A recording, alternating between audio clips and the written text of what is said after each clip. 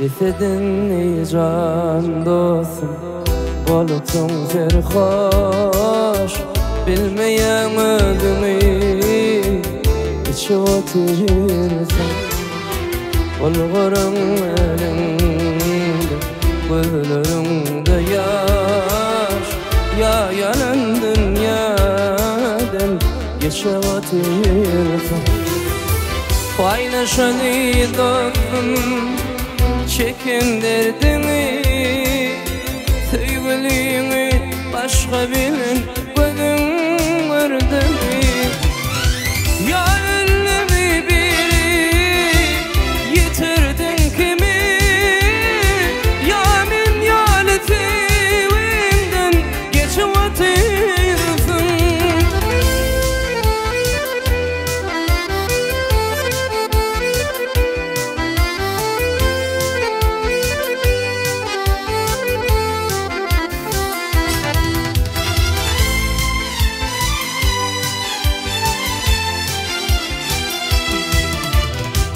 Onlardan lafeydim Barvadır gıydi Sarpakın saklardım Çekerden nari Andi çık eller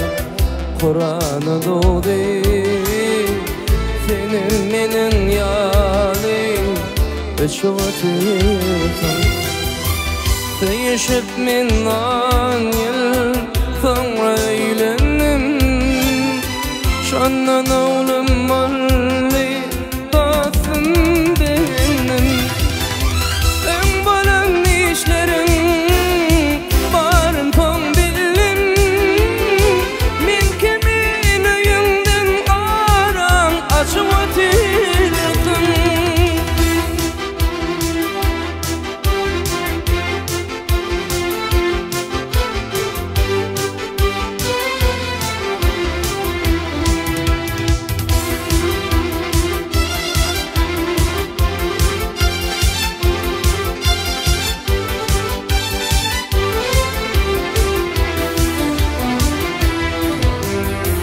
Yaşvanıyla bolsun Beşvenişimde Beyle iş banarıydı Yoktu hoşumda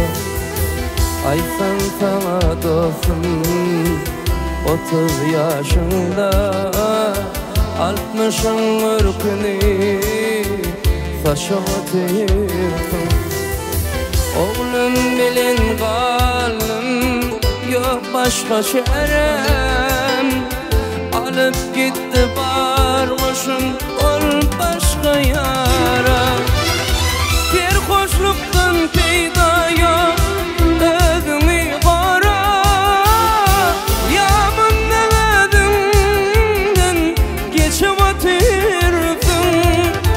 Min kimin öyünden aram Açıp otursun Geçe otur